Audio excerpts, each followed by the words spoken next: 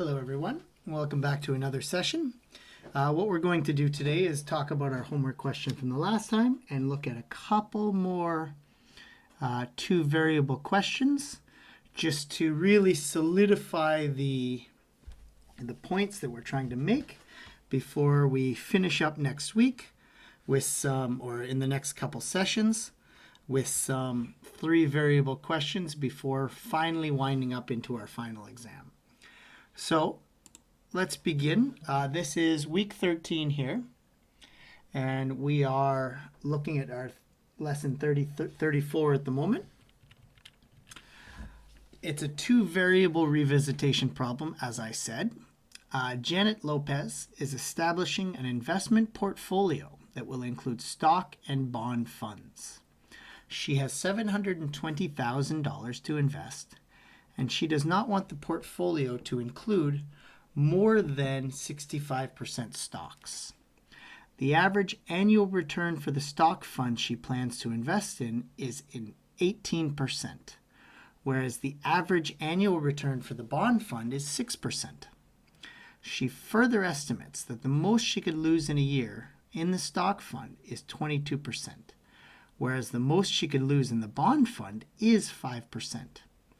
To reduce her risk, she wants to limit her potential maximum losses to $100,000. How can she generate the highest ROI or return on investment? So we have a basic investment problem here. We see in the last sentence that she wants to maximize her return on investment. So max Z equals ROI.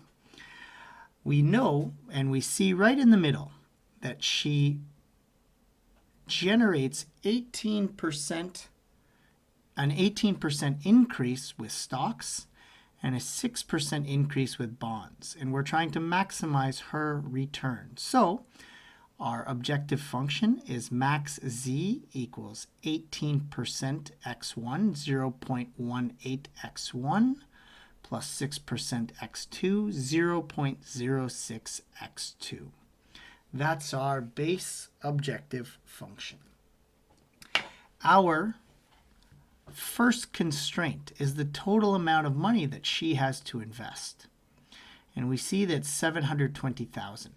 So x1, which is the number of investments she makes in stocks, plus x2, the number of investments she makes in bonds, is less than or equal to 720,000. It doesn't say she has to invest 720,000, but she cannot invest more. Less is okay, so less than or equal to 720,000. Next, we see that she doesn't want to invest more than 65% in stocks. There's several ways we can do this. What I've done, and it's relatively simple, is I found 65% of 720,000. 65% of 720,000 is 468,000. So we know her maximum investment in stocks, or X1, must be less than or equal to 468,000. That's our second constraint. Finally, we see that she estimates that the most she could lose in a year in the stock fund is 22%. The most she could lose in the bond fund is 5%. To reduce her risk, she wants to limit her potential losses to 100,000. So we have 22% in stocks, 5% in bonds, must be less than or equal to 100,000. So in this scenario, we have 0.22 x1 plus 0.05 x2 must be less than or equal to 100,000. When we collect everything in our standard format, we see the max Z, or return on investment, is 0.18 x1 plus 0.06 x2, subject to these three constraints. x1 plus x2 is less than or equal to 720,000, which is our total available to invest. x1 is less than or equal to 468,000, which is our maximum stock investment. And 0.22x1 plus 0.05x2 is less than or equal to 100,000, which is our maximum desired loss. As always, once we've reached this stage, we enter into one of our two computer programs, and it's relatively easy to solve. Now, I know QM is much easier, but we're doing both, and I encourage you to continue doing both because it will be on the exam. And when you take the continuation of this course, which is a required course, Managerial Decision Making, we will be using not just QM, but Excel and QM as well. So, as always, let's go into QM. We're going to click on Module, and we'll open a linear programming file. A new file. And our title, as always, will change to Investment Example. We have 3 constraints and 2 variables. Someone contacted me earlier, and they had a problem with one of their problems, and the reason is they weren't down here selecting minimum or maximize correctly. This screen that we're on now is makes things very easy, but we have to be careful. A small mistake here will completely invalidate your results. So it is a maximization, but don't simply click through without being careful in this section, because there is a lot of information we have to consider. We're going to click OK. And we're going to come over here, do some basic bookkeeping here by lengthening everything to make it a little easier to read, and begin entering our information. So our first one is stock investments.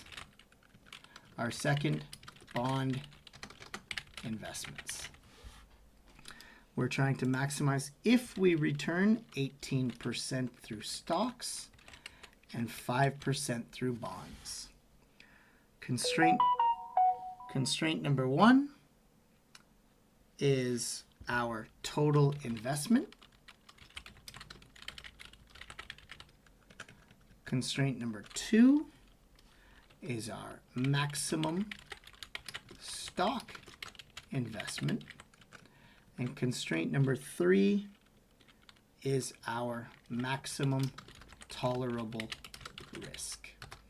Now, it doesn't really matter how we title these. This is mostly for our ease of comprehension, but also anybody who's looking at our results. We want it to be very clear to them what we are doing in this situation. So our total investment is stocks plus bonds is less than or equal to $720,000. Our maximum stock investment, we're in a similar situation, is less than or equal to $468,000. And finally, our max tolerable risk is 0.22 of every dollar invested, 0.05 of every dollar invested has to be less than or equal to $100,000 in risk. Once we've done all of this, as always, it becomes a very simple problem to solve. We click Solve, we check our results. And what we see here is that we should invest $376,470.60 into stock investments. We should invest $343,529.40. This will generate a return or a profit of $84,941.18. In this scenario, there are no better choices.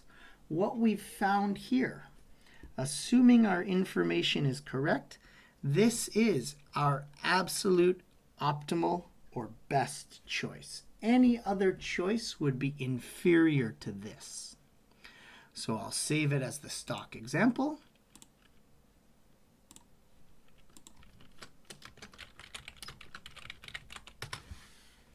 Close this, and we'll go into Excel.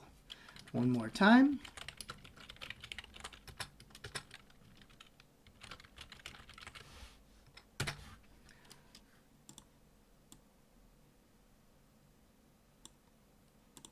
The first one is stocks, the second bonds. Stocks return 0.018, bonds return 0.05. Oh, 0.05.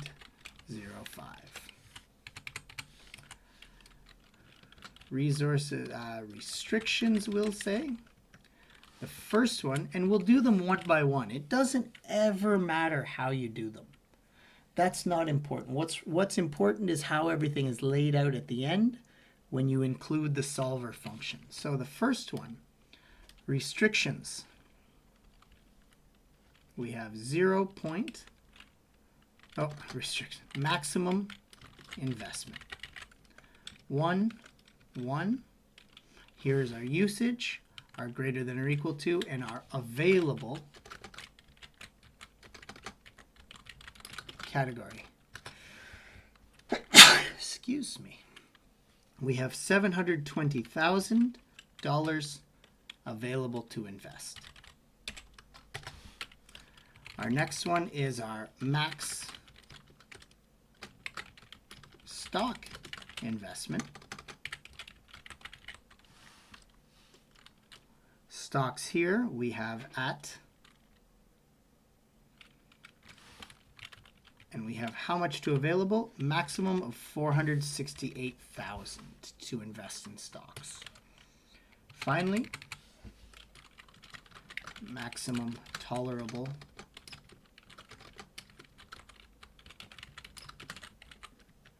and here we have very simply 0.22, 0.05, and we have 100,000 as our maximum that we're willing to lose. Each of them is greater than or equal to. We can do that this way, or we can fill down using Excel. Here we're going to enter our usage formulae, but before that, we have to come down here. We're going to list our products one more time because the computer has to know what to run permutations of. And we're trying to maximize our return on investment. So now we enter our formula, which is our total invested in our return on stocks times how many stocks we buy, plus our return on bonds times how many bonds we buy. One more time down here.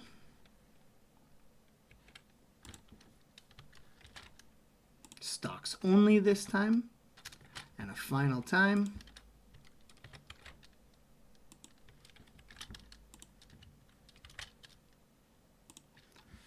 To complete it. One more time, we enter our formula, which is our total return from stocks times the number of stocks we buy, plus our return from bonds times the number of bonds we buy.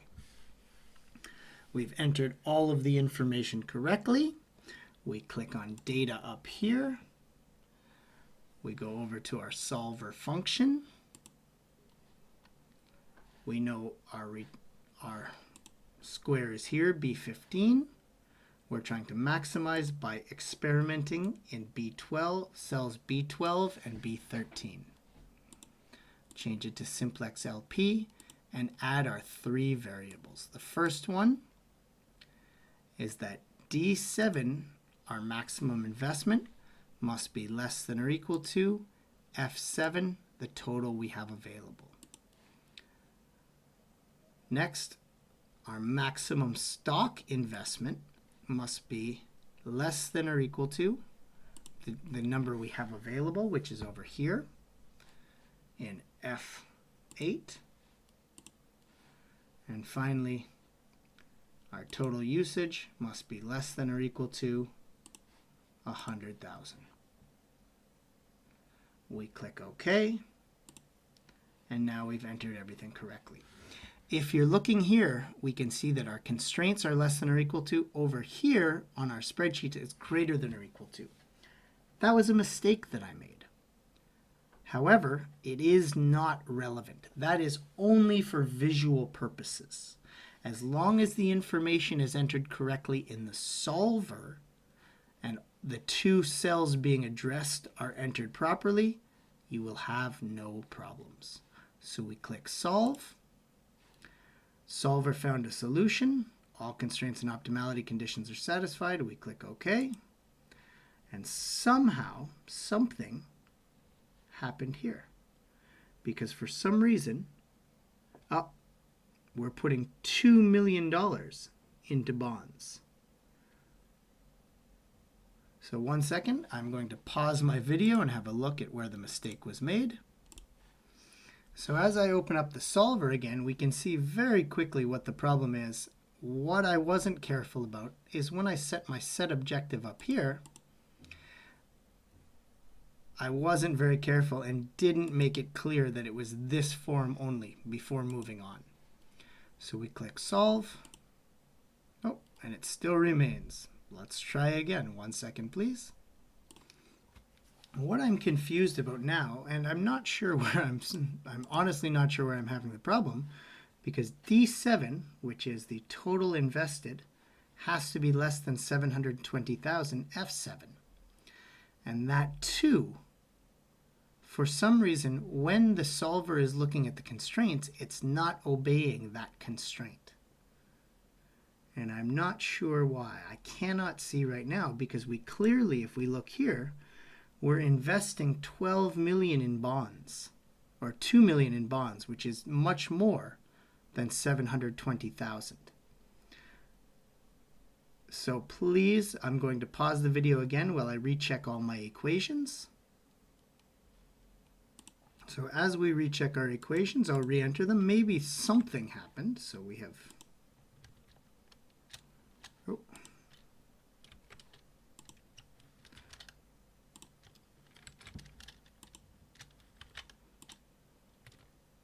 for now, it's 2 million. So there was clearly a problem with this formula, and I think that's where we had the problem. So let's try it. We'll do it one more time.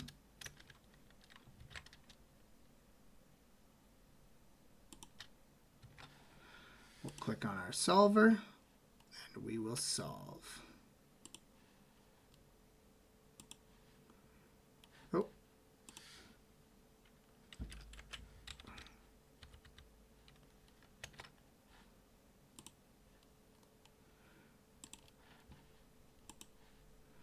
So now, again, we're having a problem with the solver not paying attention to the second formula.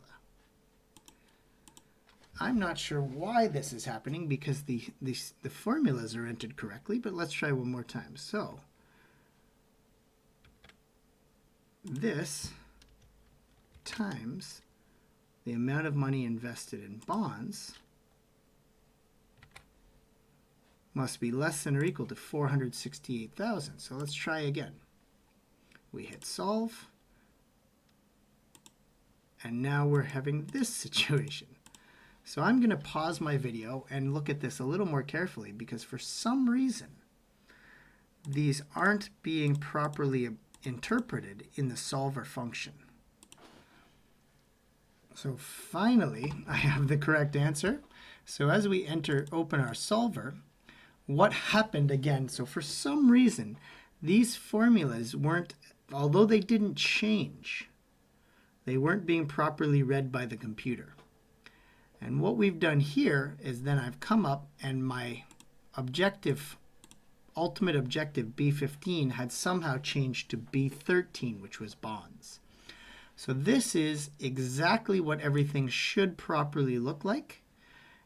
If everything's been entered correctly, and we see here that it has, but when I had solver open, I was clicking on different cells. So when everything's been entered correctly, just like it is in Solver now and our formulas are correct, we should get, and we do get, the same answer that we got in QM, which we see here. So thank you for watching this example. Sorry about all the problems. For some reason, my formulas weren't working out. It's most likely I made a typo in the beginning. So let me save this file.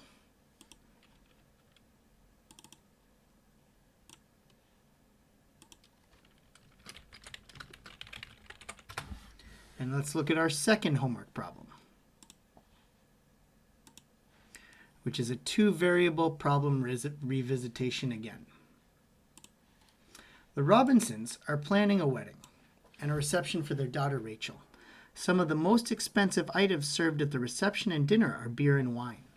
The Robinsons are planning on 200 guests at the reception, and they estimate that they need at least 4 servings per person, a glass of wine or bottle of beer for each guest, in order to be sure they won't run out. A bottle of wine contains 5 glasses. They also estimate that 50% more guests will prefer wine to beer. A bottle of wine costs $8 and a bottle of beer costs 75 cents. The Robinsons have budgeted $1,200 for wine and beer. Finally, the Robinsons want to minimize their waste. The caterer has advised them that typically 5% of the wine and 10% of the beer will be left over. How many bottles of wine and beer should the Robinsons order? So we're in a situation, so we're trying to minimize waste. We see that. The first thing, the Robinsons are, so minimize, it's 0.05 wine, 0.10 beer. So our objective function is min z equals 0.05 x1 wine and 0.10 x2 beer. Now our first constraint, they're planning on 200 guests and 4 servings per person. So they need a total of 800 servings, which is a glass of wine or a bottle of beer. So x1 plus x2 must be greater than or equal to 800, which is our total available. 50% more guests will prefer wine to beer. So 2x1 is greater than or equal to x2. Now we change that to enter into the computer and it becomes 2x1 minus x2. An algebraic transformation is greater than or equal to 0. A bottle of wine costs $8 and a bottle of beer costs 75 cents. The Robinsons have budgeted $1,200 for wine and beer. So now we know there's a glass of wine is not $8, it's $1.6 because we have $8 divided by 5. And 75 cents for wine, so 1.6x1 plus 0.75x2 is less than or equal to $1,200, which is our total available budget. Once everything's been collected, we get this problem formulation. Minimize z equals 0.05x1 plus 0.10x2, subject to these 3 constraints. x1 plus x2 must be more than 800. 2x1 must be greater than or equal to x2, which is 2x1 minus x2 is greater than or equal to 0. And finally, 1.6x1 plus 0.75x2 is less than or equal to 1,200. So once we have all of this information collected, one more time, or as always, we go to QM next. Module, linear programming, file, new. And we're going to call it our wedding example. We have 2 variables and 3 constraints. We're trying to minimize our waste. So we click OK, and we have our chart set up.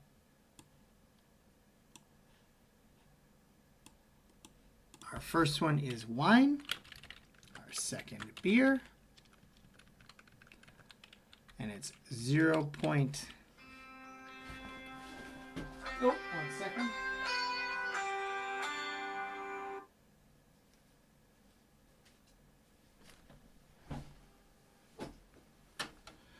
We have 0.18 for wine and 0.06 for beer. Our first constraint is, oh, that's not correct, sorry. 0.05 for wine and 0.10 for beer. I have a lot of equations in front of me. Our first constraint is total servings. And our total servings is x1 plus x2 must be more than 800. Our second constraint is preference. And we have 2x1 minus x2 must be greater than or equal to 0. And our third constraint is budget. And we have 1.6 x1, 0.75 x2, and it's less than or equal to 1,200, which is our total budget available. We click solve, and we see that the Robinsons should purchase 705.88 glasses of wine, 94.12 bottles of beer. Because more people will prefer wine, and we get a total of 44.71 for our maximum wastage. This is our ideal scenario to minimize how much will be thrown away. So, in this situation, we have 705 glasses of wine, 94 bottles of beer, and we'll only waste 44.71 total drinks. Okay, in this situation, this is where we stand right now. So hopefully that's very clear. Normally I would solve in Excel as well, but because of the complications with the previous problem, we don't have that much time. And I'd like to give you full time to review the final homework question today. So let's go to that. And we have this problem. I will address you again at the 40-minute mark. So everybody, please, good luck with this problem. You do not have to submit it, but you will have to solve it in order to continue, or you will have to solve it in order to properly answer the questions in our attendance quiz.